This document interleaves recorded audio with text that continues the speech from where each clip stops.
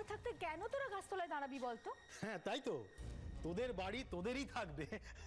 বড্ড বোকা।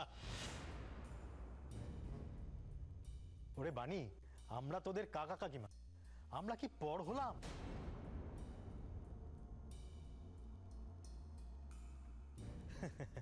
প্রত্যেকেরই তো সংসারে টানাটানি চলছে, বুঝতেই পারছিস। ভূতকে একসঙ্গে অতগুলো টাকা ধার দিয়ে কি ফ্যাসাদেই যে পড়েছিলাম তা তুই ভাবতেও পারবি না।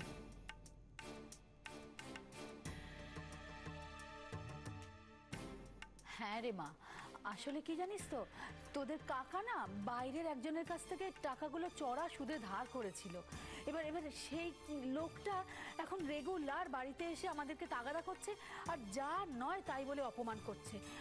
এতে করে কি হলো বলতো, মাথাটা না হুট করে গরম হয়ে গেল। আর ভাবলাম যে দুধ ছাই, আজকেই গিয়ে একটা হেস্ত নেস্ত করে ফেলি।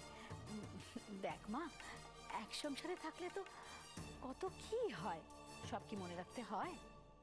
আর দেখ না, আমাদের প্রাপ্য টাকাটুকু পেয়ে গেলে আমরা কেন তোর সংসার পাততে বাঁধা দেব বলতো মা?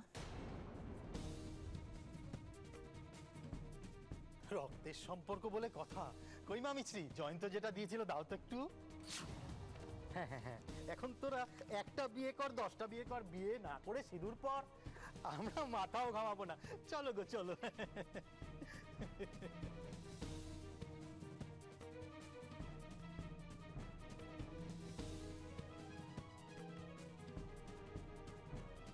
তাহলে আয়োজনগুলো আবার নতুন করে শুরু করা যাক কি?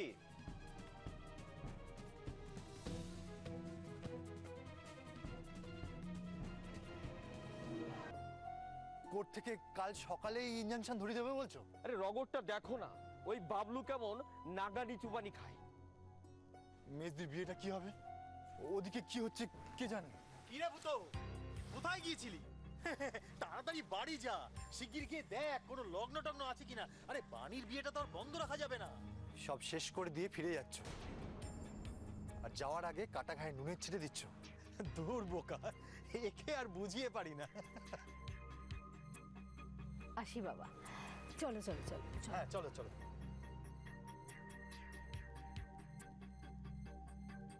ব্যাপারটা কেমন গোলমালে লাগছে না রে ভূত? হ্যাঁ, ভাবছি ওরা সবাই কি বাড়িতে রেখে চলেই বা কেন? চল চল চল তো দেখি ওদিকে কি হচ্ছে।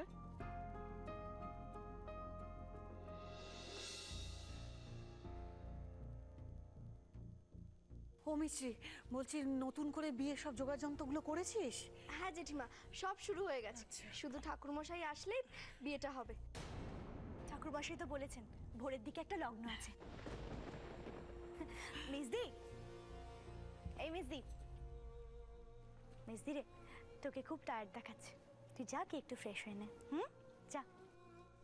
না, এই বিয়ে হবে না, এই বিয়ে হবে না, এই বিয়ে হবে না।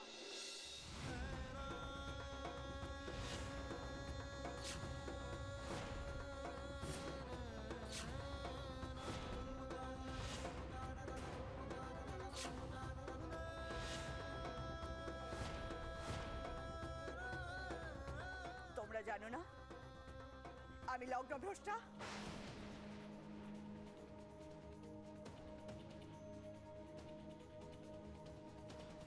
দেখুন দেখুন, এই নিয়মগুলো তো মানুষেরই তৈরি করা। হ্যাঁ, আর মানুষের ওপর তো নিয়ম হতে পারে না, কখনোই হতে পারে না। দেখুন, নিয়ম যেমন আছে তেমনি তার ফাঁকও আছে।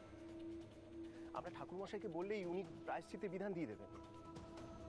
আমি বললাম তো এই বিয়ে আর হবে না। ওরে ও বানি, এসব তুই কি বলছিস মা? হ্যাঁ, নীলাদ্রির মতো এত ভালো ছেলে তোর সামনে এসে দাঁড়িয়েছে,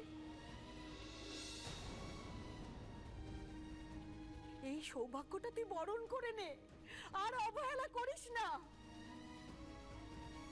না জেঠিমা, এই বিয়ে হবে না। বানি, বানি, প্রতিমা, সাবু, সাবু,